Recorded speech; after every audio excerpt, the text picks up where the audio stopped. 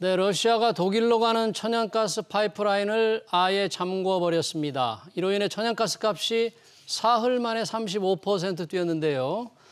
석유 수출국 기구 오펙 플러스는 예상과 달리 원유 생산량을 하루 10만 배럴 줄이기로 결정해 시장을 놀라게 했죠. 유럽 에너지 대란, 한국에는 어떤 충격을 줄지 알아보겠습니다.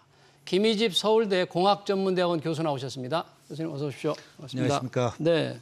자, 러시아가 독일로 가는 천연가스 밸브를 잠궜습니다. 얼마 전에 뭐 수리한다고 일시적으로 잠궜다가 다시 풀어줄 줄 알았는데 아예 네네. 지금 잠궜는데 어떤 상황이에요 지금? 네, 공급 개시를 앞둔 7시간 전에 예.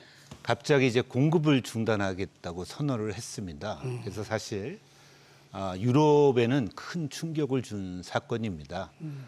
러시아가 이 가스를, 에너지를 무기로 확실히 활용하는 예. 그런 전략을 이제 대놓고 보여주는 그런 상황이 된 것 같습니다. 예.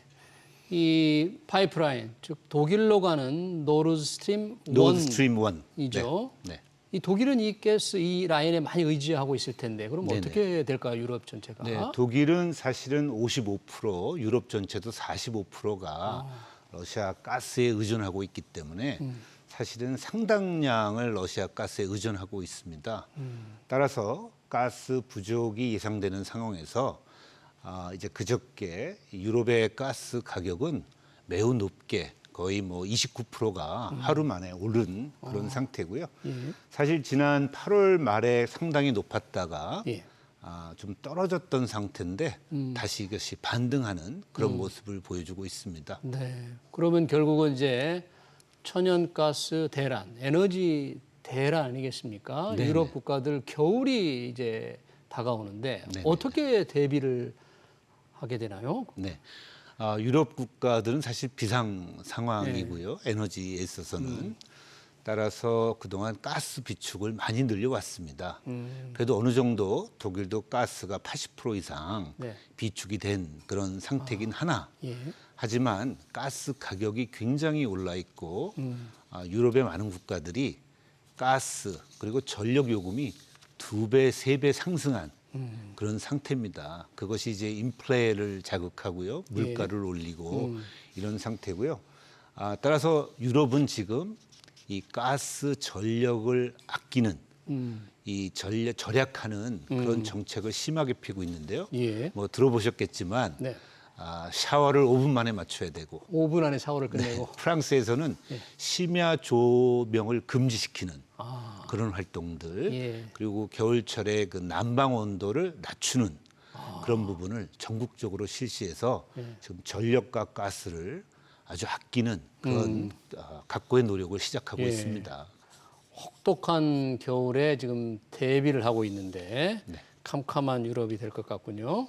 자, 이 천연가스 우리도 대부분 수입을 하지 않습니까? 네. 우리는 뭐 좀 저장량 재고가 있습니다. 우리는 어떻게 영향을 받게 될까요? 네. 일부 언론에서 우려를 나타냈지만요. 예.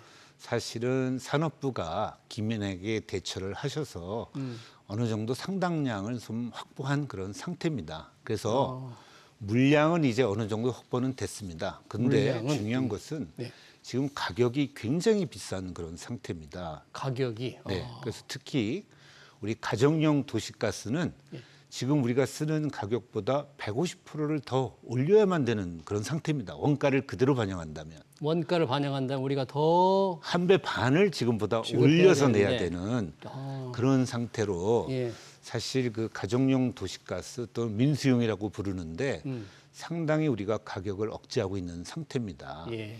그래서 이것이 주는 문제는 저희들이 가격이 올라야 이제 가스의 사용, 전력의 사용을 절약하고 지금 굉장히 비싼 가스인데도 불구하고 우리가 그냥 편안하게 쓰는 그런 상태인데요. 우리도 이제 유럽처럼 가스를 전량 수입하는 국가로서 굉장히 높은 가스 가격 상황에서는 우리나라도 이제는 좀 수요 감축에 대한 아주 적극적인 노력을 이제 시행해야 된다고 저는 굳게 믿습니다. 그러니까 수입 천연가스 값이 이렇게 오르는데 우리는 정부가 국내 이 도시가스 요금을 규제하니까 이 국민들이 뭐 그냥 이 정도 가격이면 쓸만하다 해서 소비를 더 줄이지 않는다. 이런 문제가 심각하다는 얘기잖아요. 그렇습니다. 네, 물가 안정이라는 예. 그런 취지는 충분히 이해합니다. 아. 하지만 실제 우리가 수입하는 그래서 지금 외화를 많이 들여서 우리가 수입하는 이 에너지 네. 지난달에도 뭐 20조 넘게 저희가 수입을 했는데 예. 그런 부분에 대해서는 저희가 각고의 노력을 해서 수요를 좀 줄이는 전 국민적인 노력을 저희가 수행해야 한다고 생각합니다. 지금 다음 달, 그러니까 10월에 전기요금하고 이 도시가스요금이 동시에 오르는데 이게 지금 미리 이미 예정돼 있는 정도밖에 안 오르게 되나요? 그럼 시장의 가격, 국제 원유, 국제 가격 인상을 반영해서 더 올려야 되는데 정부가 안 올린다 그런 얘기죠, 10월에도. 네, 정확히 보셨습니다. 사실 가스의 경우는 발전용과 산업용의 가격은 사실 잘 올렸습니다. 그래서 다 원가에 쫓아왔는데 예. 이 가정용 도시 가스의 경우는 저희가 가격을 거의 올리지 않는 상태이기 때문에 예. 앞으로 좀 올려야 되고 예. 그 가격 시그널이 돼서 그 신호가 돼서 국민들이 좀 절약을 시작하는 그런 계기가 돼야 될 것 같고요. 네. 전력 요금도 우리가 원래 그 연료비 연동제라는 것을 통해서 예. 원가를 그대로 반영하게 돼 있습니다. 네. 그래야 가격 오르는 것에 대한 국민들이 충격을 느끼고 절약도 하시고 대책을 세울 텐데 물가에 대한 우려 때문에 그것을 충분히 인상을 못했습니다. 네. 상당히 많이 못했기 때문에 한국전력의 적자는 심하고 또 우리는 사실 전력을 아끼지 않고 지금 좀 많이 쓰는 그런 경향을 우리나라는 예, 한국의 경우에 갖고 있는 상태다 이렇게 말씀드릴 수 있겠습니다. 네, 그러니까 우리도 국제 가격을 반영해서 좀 더 시장 가격대로 한다면 훨씬 더 에너지 가격에 부담을 해서 전략을 할 텐데 정부가 꽉 눌러놓고 있다 그런 얘기네요. 네, 그렇습니다. 네. 자, 이 천연가스도 그렇고 석유 또 지금 상당히 심각한 상황입니다. 이번에 그 G7 서방 선진 7개국이 러시아를 대항해서 러시아 수입 원유에 대해서 상한제를 실시해 보겠다 그러는데 어떻게 하겠다는 거죠, 이거는? 네, 이제 원유 가격을 적정 가격 이상은 입찰에 참여하지 않고 보험이나 이러한 서방의 금융 등을 제공하지 않겠다 하는 그런 제도인데요. 예. 따라서 러시아의 원유에 대한 그 수요를 줄이고 따라서 러시아가 원유를 팔아서 그 돈으로 우크라이나 침공의 비용으로 쓰는 것을 막겠다, 그것을 제재하겠다는 내용이지만 사실 인도, 중국 등이 참여하지 않는 그런 상태에서는 사실 그 효과가 크지 않을 것으로 많이들 생각을 하고 있고요. 예. 또 우려는 우리나라는 러시아에서 지금 사할린 가스 지역에서 연 한 150만 톤의 가스를 수입하고 있습니다. 러시아에서요? 연 네. 150만 톤. 그리고 특히 겨울에 예. 그 가스 계약은 겨울에 많이 받고 있기 때문에 저희는 사실 굉장히 요긴한 가스 계약이기 때문에 우선 G7이 했던 상황인데요. 저희는 좀 지켜보고 가능한 한 겨울을 넘기고 좀 그런 상황을 잘 지켜봤으면 하는 바람입니다. 사할린 가스를 들여오는 그 계약 시점은 넘겨서 좀 그렇죠. 뭔가 올겨울은 좀 넘겨보고 가능하면. 행동을 하자. 네, 네. 그러면 G7이 이 원유 러시아 원유 상한제를 한다고 하니까 러시아의 대응은 지금 어떻게 나오고 있어요? 러시아는 굉장히 반발이 크고요.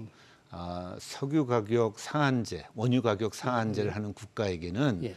자기네들이 에너지를 수출하지 않겠다라는 입장을 표명하고 있습니다. 수출하지 않겠다. 네, 근데 이제 그 원유 가격 상한제의 시기가 예.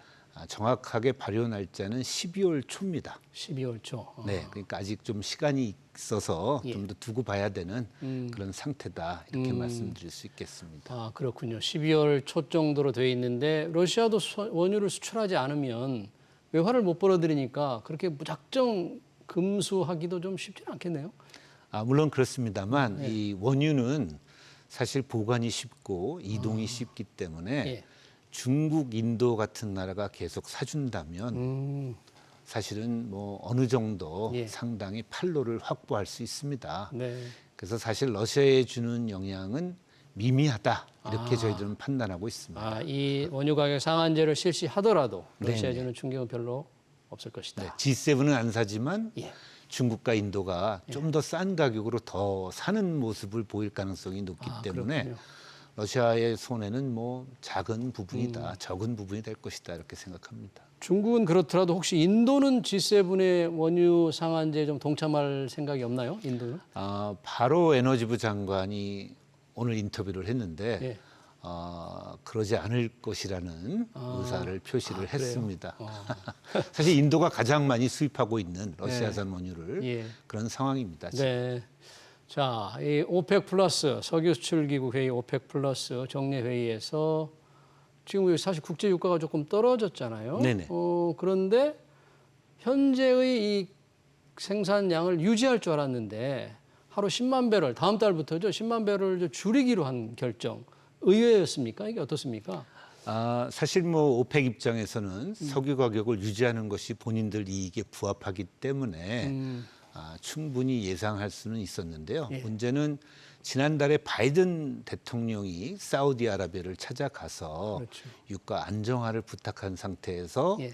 사실은 10만 배럴을 증산했습니다. 그런데 그 효과가 한 달밖에 가지 않고 예. 바로 다시 원위치 않은 상황이 돼버린 그런 부분이다 이렇게 예. 말씀드릴 수 있습니다. 따라서 사실 10만 배럴은 원유 가격에 그렇게 큰 영향을 미치지는 않는데요.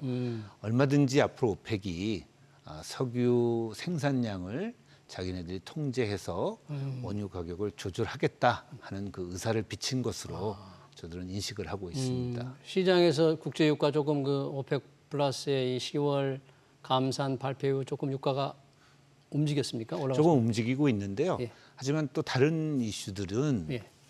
중국이 청도 지역에 지금 청두 지역에 지금 봉쇄를 다시 시작했고, 코로나 봉쇄. 네. 또 한 가지 또 큰 이슈는 예. 이제 그곳은 유가를 떨어뜨릴 수 있는 요인이고요. 수요가 줄기 때문에. 그다음에 이란에 대한 제재가 지금 곧 해제될 것이다라는 상황이 있습니다. 그러면 이란에서 한 하루 100만 배럴 정도 석유가 나올 수 있거든요, 시장에요. 네. 그러면 추가로 원유를 가격을 떨어뜨릴 수 있는 요인이 됩니다.